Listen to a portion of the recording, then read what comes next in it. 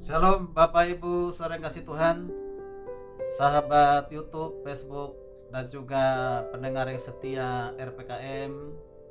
Saya Pendeta Adul Bastian Mutar-Mutar menyapa Bapak Ibu saudara yang kasih Tuhan dimanapun. Salam dalam kasih Kristus Yesus Tuhan kita. Tuhan yang mengasihi kita dengan kasih-Nya yang sempurna. Puji Tuhan. Oleh karena kemurahan Tuhan, hari ini kembali kita bersama-sama akan diberkati kebenaran firman Tuhan, mengajak Bapak Ibu Saudara untuk membaca firman Tuhan yang luar biasa dan pasti memberkati kita semuanya. Diambil dari kitab Efesus. Efesus pasal yang kelima, saya akan baca ayat 17 sampai ayat ke-21. Ayat 17 hingga ayat 21 berkata demikian. Sebab itu janganlah kamu bodoh, tetapi usahakanlah supaya kamu mengerti kehendak Tuhan. Dan janganlah kamu mabuk oleh anggur, karena anggur menimbulkan hawa nafsu, tetapi hendaklah kamu penuh dengan Roh Kudus. Dan dan berkata-katalah seorang kepada yang lain di dalam mazmur, kidung, puji-pujian dan nyanyian rohani. Bernyanyilah dan bersoraklah bagi Tuhan dengan segenap hati. Ucapkanlah syukur senantiasa atas segala sesuatu di dalam nama Tuhan kita Yesus Kristus kepada Allah dan Bapa kita. Ayat 21. Dan rendahkanlah dirimu seorang kepada yang lain di dalam takut akan Kristus. Saya akan membaca khususnya ayat ke-17. Dikatakan demikian, sebab itu janganlah kamu bodoh, tetapi usahakanlah supaya kamu mengerti kehendak Tuhan. Supaya kamu mengerti kehendak Tuhan. Penulis surat Efesus ini adalah Paulus. Ya, dikatakan oleh Paulus supaya kita belajar mengerti kehendak Tuhan. Tahukah kita apa kehendak Tuhan dalam kehidupan kita? Apa yang menjadi kehendak Tuhan dalam kehidupan kita? Yaitu kehendak Tuhan dalam kehidupan kita ada di dalam ayat 18. Dikatakan demikian, janganlah kamu mabuk oleh anggur, karena anggur menimbulkan hawa nafsu, tetapi hendaklah kamu penuh dengan roh. Hendaklah kamu penuh dengan roh. Jadi kehendak Tuhan itu adalah jangan mabuk dengan anggur.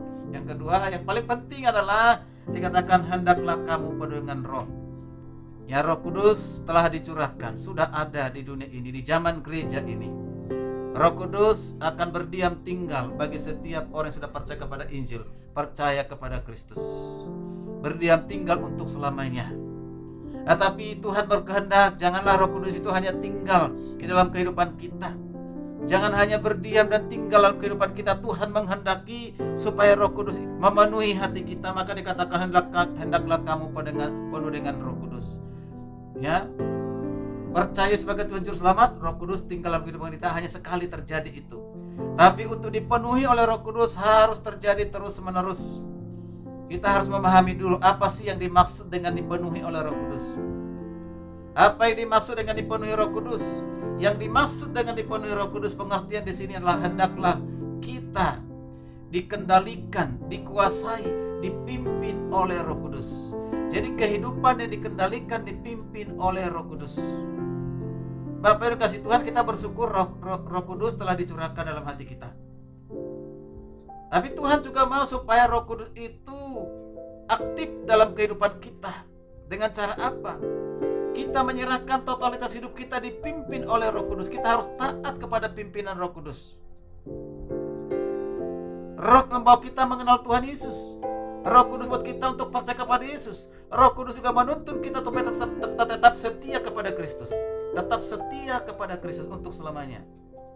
Tapi mari kita lihat bersama-sama, mengapa Rasul Paulus mengatakan perbandingkan atau mengkontraskan dengan janganlah mabuk oleh anggur, karena anggur menimbulkan hawa nafsu. Ya, ini apa? Mengapa Paulus menghubungkan itu? Nah, kita perhatikan bersama-sama. Biasanya orang yang minum anggur kebanyakan akan dia mabuk. Kalau dia mabuk, biasanya orang mabuk itu berani dan tidak ada rasa malu. Nah, ini yang kita lihat. Dia tidak ada rasa malu, dia berani, bahkan mungkin bicaranya lancar. Karena apa? Namanya mabuk. Yang menyebabkan apa? Anggur kebanyakan diminum. Kalau minum sedikit itu bisa jadi obat mah, ya kan? Tapi kalau berkelebihan, nah ini berarti hawa nafsu. Itulah yang bisa merusak. Nah, lalu apa hubungannya dengan dikatakan dipenuhi oleh Roh Kudus? Nah, dipenuhi Roh Kudus itu adalah orang yang ketika orang dipenuhi Roh Kudus, Dia tidak ada rasa malu kepada Tuhan, tidak pernah merasa malu bahwa dia adalah anak Tuhan, tidak merasa malu bahwa dia adalah orang yang sudah percaya kepada Kristus. Dia tidak pernah rasa malu bahwa dia adalah orang yang sudah dipilih oleh Tuhan menjadi umatnya. Tidak akan pernah malu dengan orang lain. Dia berani, bahkan kita katakan, dia berani memberitakan Injil. Dia berani menyaksikan bahwa dia adalah anak-anak Tuhan. Jadi bukan hanya dengan perkataan tentunya, tapi dengan juga perbuatan. Bapak Ibu dikasih Tuhan, apa ciri-ciri orang dipenuhi Roh Kudus? Apa yang menjadi ciri-ciri orang dipenuhi Roh Kudus? Apa yang kita lihat bahwa orang itu dipenuhi Roh Kudus? Tentu ada beberapa hal. Yang pertama, orang yang dipenuhi Roh Kudus itu dikatakan di ayat yang ke-19, berkata-kata seorang kepada yang lain dalam mazmur, kidung, puji-pujian, dan bernyanyilah nyanyian rohani, bernyanyilah, bersoraklah bagi Tuhan dengan segenap hatimu. Yang pertama, orang yang dipenuhi Roh Kudus senang memuji Tuhan. Arti memiliki hubungan yang harmonis dengan Tuhan dengan cara apa? Memuji-muji Tuhan. Ya, Tuhan senang dipuji. Ya, Tuhan sedang dipuji dengan segala keperkasaannya, kedahsyatannya, dengan kemahakuasaannya, kemahatahuannya, kemahadirannya, besar dan ajaiblah karyamu, adil dan benarlah jalanmu. Kita memuji Tuhan. Sebagai orang-orang yang sudah dipenuhi Roh Kudus, maka dia harus memuji Tuhan setiap hari. Pujilah Tuhan dalam segala waktu. Dikatakan biarlah segala yang bernapas memuji Tuhan, Mazmur 150. Kita ini orang bernapas, kita memuji Tuhan. Itulah bukti tanda bahwa kita ini adalah orang-orang di penuh Roh Kudus. Ketika kita memuji Tuhan, tentunya dengan segenap hati kita. Dengan segenap hati kita untuk memuji Tuhan. Pujilah Tuhan. Muliakan Dia, agungkan Dia di dalam kehidupanmu setiap hari. Karena dikatakan, mengapa kita harus memuji Tuhan? Karena Tuhanlah yang layak dipuji. Dikatakan dalam Mazmur, ya, Mazmur 96 ayat yang kelima. Dikatakan di sana, pujilah Tuhan, sebab Dia yang layak disembah, dipuji, ditinggikan. Pujilah Tuhan karena kita adalah umatnya yang harus memuji, menyembah Tuhan. Jadi kita dipilih menjadi umatnya untuk apa? Puji-pujian bagi Tuhan. Lalu yang kedua, saudara kasih Tuhan, dikatakan ayat ke-20, tanda atau ciri orang dipenuhi Roh Kudus itu yang kedua, ucapkanlah syukur senantiasa atas segala sesuatu dalam nama Tuhan kita Yesus Kristus kepada Allah dan Bapa kita. Yang kedua, ciri orang penuh Roh Kudus itu apa, saudara kasih Tuhan? Yaitu selalu mengucap syukur. Selalu mengucap syukur. Mengucap syukurlah senantiasa kepada Tuhan. Mengucap syukur itu adalah ciri khas dari orang yang sudah percaya kepada Kristus. Dikatakan dalam segala hal kita mengucap syukur. Kalau hal itu hal-hal yang baik aja gampang untuk mengucap syukur. Hari ini engkau punya duit banyak, ya, engkau tidak mengalami persoalan, masalah, musibah, ya, engkau masih sehat, mengucap syukur itu gampang. Tapi ketika Tuhan izinkan kesulitan, masalah, penderitaan dalam kehidupan kita, Tuhan izinkan kita mulai dari nol, tapi kita masih hidup, dapatkah kita mengucap syukur? Ketika kita mengalami kerugian dengan mungkin usaha kita, ya, perusahaan kita, dagangan kita mengalami kerugian, dapatkah kita mengucap syukur? Ketika kita kehilangan mungkin yang kita kasihi, ya, mungkin ketinggalan dengan kematian, ditinggalkan oleh pacar yang selama ini kita sudah bersama-sama, sudah saling mencintai, ditinggalkan, pindah ke lain hati, dapatkah kita mengucap syukur? Mengucap syukur dalam segala hal. Mengapa? Karena di balik ucapan syukur itu ada kekuatan, ada kuasa yang Tuhan berikan kepada kita sehingga kita kuat, tidak lagi lemah. Orang yang banyak mengeluh pasti lemah. Orang banyak kecewa, larut-larut menyimpan kekecewaan karena persoalan masalahnya, pasti lemah. Tapi ketika kita mengucap syukur, kita ada kekuatan. Mengapa? Karena mengucap syukur berarti ada rencana Tuhan yang terbaik. Karena itu jangan pernah mengeluh terus, kecewa terus. Tinggalkan itu, mengucap syukurlah. Berarti ada yang Tuhan hendak Tuhan kerjakan dalam kehidupan yang lebih baik dari yang kita sudah terima. Lalu yang ketiga, yang terakhir, saudara kasih Tuhan, apa tanda bukti seorang yang sudah dipenuhi Roh Kudus? Yaitu dikatakan ayat yang 21, rendahkanlah dirimu seorang kepada yang lain di dalam takut akan Kristus. Rendahkanlah dirimu, itu kata kuncinya. Artinya apa? Kita memiliki hubungan yang baik dengan sesama kita, ya. Bapak punya hubungan yang baik dengan anak-anaknya.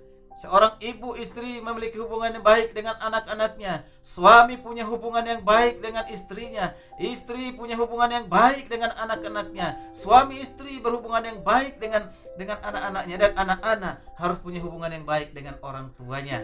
Demikian juga kita keluarga memiliki hubungan yang baik dengan jemaat, bahkan orang lain, baik itu orang beriman seperti kepada Kristus maupun orang-orang lain yang belum percaya kepada Kristus. Kita harus memiliki hubungan yang baik. Dengan cara apa? menghargai mereka, menghormati mereka, mengasihi mereka, kita terban kepada mereka. Saling menghargai, saling menghormati. Anak-anak, jangan sampai memberontak kepada orang tuamu. Alkitab katakan dalam kitab Efesus pasal 6 nanti dibaca. Ketika kita memberontak kepada orang tua kita, maka kita tidak akan pernah diberkati oleh Tuhan. Tapi ketika kita taat kepada orang tua kita, Alkitab katakan, maka engkau akan berbahagia dan panjang umur. Ini nasihat kepada anak-anak. Ya, taatilah orang tuamu, maka panjang umurmu dan engkau berbahagia. Dan dikatakan masa depanmu penuh dengan kebahagiaan.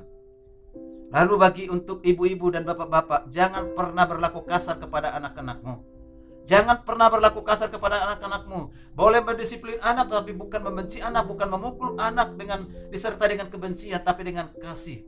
Menegur mereka melakukan kesalahan. Mari kita disiplin mereka untuk apa? Supaya mereka takut akan Tuhan, dengarkan firman Tuhan, mereka berdoa. Tentunya dimulai dengan siapa? Orang tua harus menjadi teladan bagi anak-anak. Jangan suruh anak-anak berdoa sementara orang tuanya tidak berdoa. Jangan suruh anak-anak baca Alkitab sementara orang tua tidak membaca Alkitab.